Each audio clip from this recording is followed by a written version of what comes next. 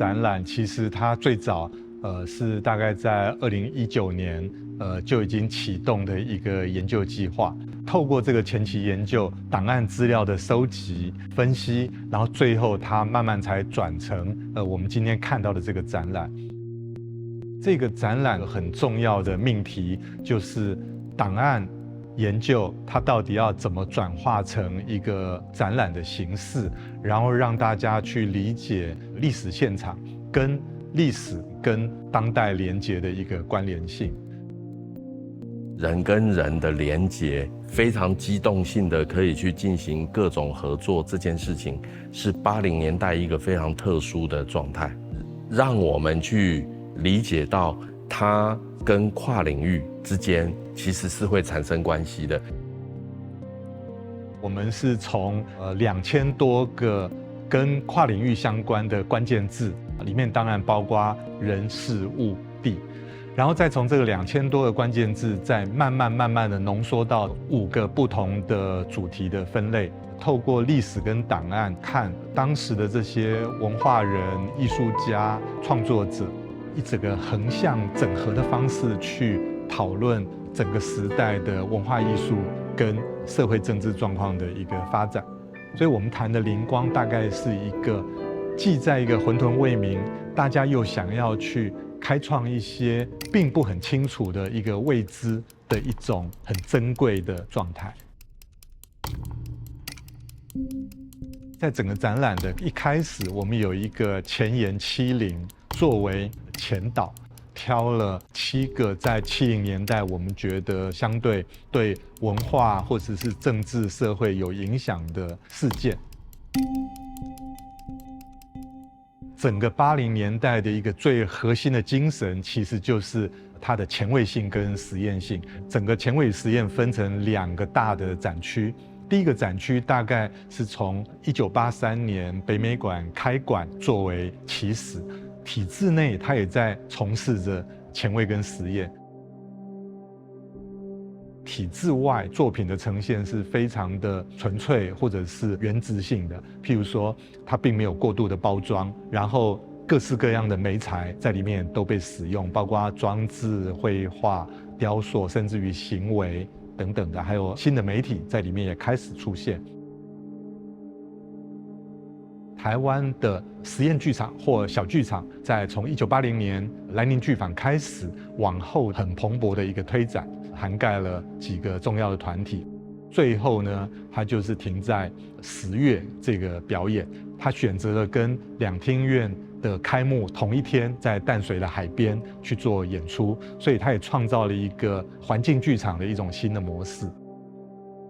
前卫实验其实里面还包含了一个实验动态影像啊，那我们这次选的代表就是金穗奖，总共挑了有15部得奖的作品。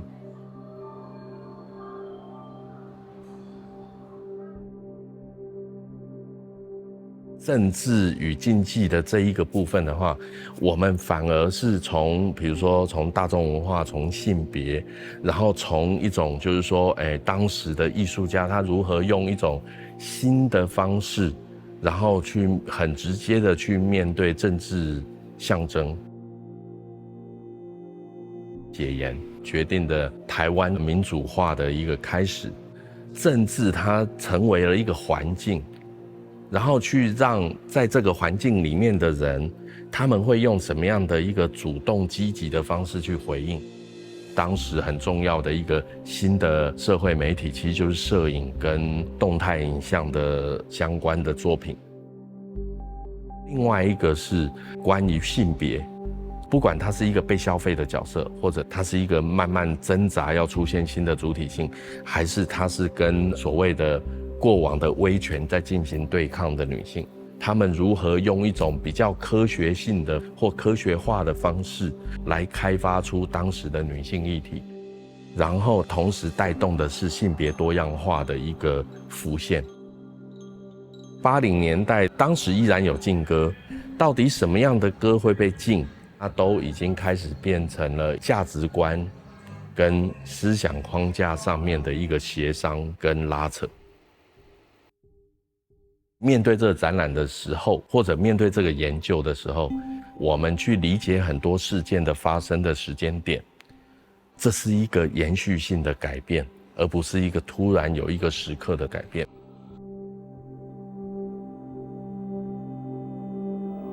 这是这个的一个原来的面貌。翻艺术与混种，其实它就是在谈还没有版权概念的年代，资讯媒体还没发达的年代，知识分子、艺术家、文化人怎么透过这些这么混杂的资讯，从里面吸收到养分。我们就会看到，包括许多影响台湾现在很重要的艺术家跟表演团体的训练来源，或者是西方的这些理论对我们产生的影响。影像上面很重要的就是电影图书馆他们主办的金马奖的外片观摩。进入到了第二个区域呢，就是我们把它设计成一个类似像阅读区或者是图书馆的一个空间，里面有跟文学有关的，同时呈现包括像受到达达主义影响的很重要的作品，介绍了北美馆在80年代引进了非常多重要的国际大展。阅览区里面，我们还可以看到文化大学美术系在80年代早期的在思考，他们到底要怎么样用现代艺术去回应他们面对的社会，他们就用一个画绘的形式去呈现。最后一区介绍了80年代第一部从香港引进到台湾的港剧啊，就是由郑少秋主演的《楚留香》。那当时就是万人空巷的一个状态啊，这些都构成了整个80年代很混杂有趣的一个知识的来源。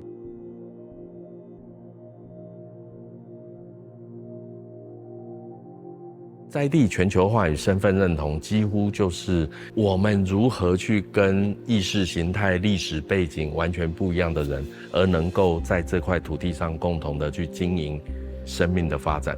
所以我们一进到这一区的时候，其实我们会看到当时的纪实摄影呈现出所谓的台湾面貌或台湾性，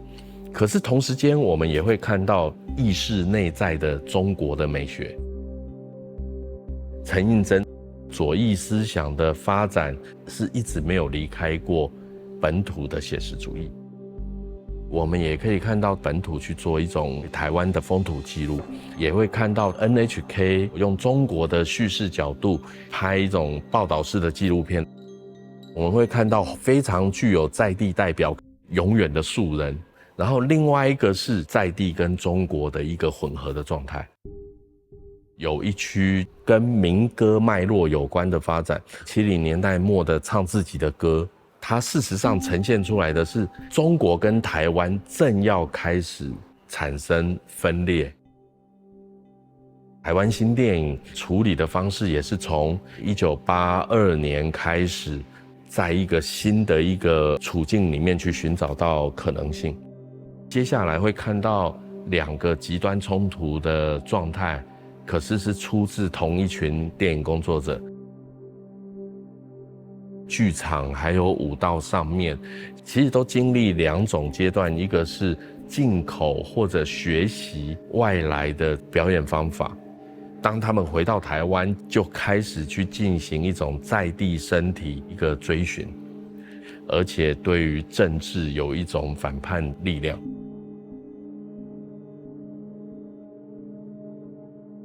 汇流与前进，第一个小子题聚会所，整个80年代的这些文化人、艺术家，他们到底人跟人的这种交流的关系是如何呈现的？场域之间作为一个媒介，这个在80年代是一个非常特殊而且非常活络的一种情况。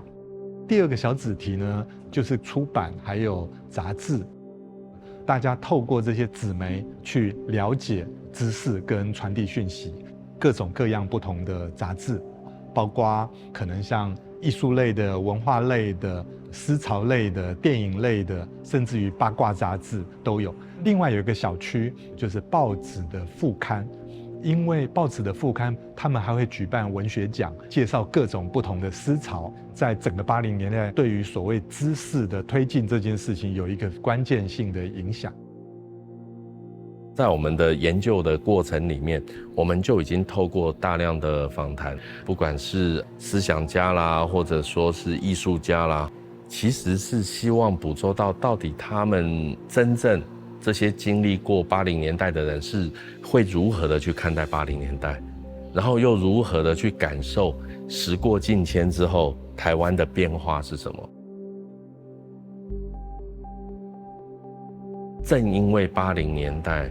它是一个很不稳定、很动荡的一个年代，很多讲者其实都讲到，我们一无所有，可是我们有很多可能性。那个一无所有，或者说有的很少，其实就会更愿意分享，也需要分享，因为他需要别人愿意分享。就跟我们40年之后再去找这些人，然后征询他们的意愿，其实我觉得是很接近的一个状态。所以我会觉得这个展览其实它是一个关于分享的展览，而这个分享里面是存在跨域性的。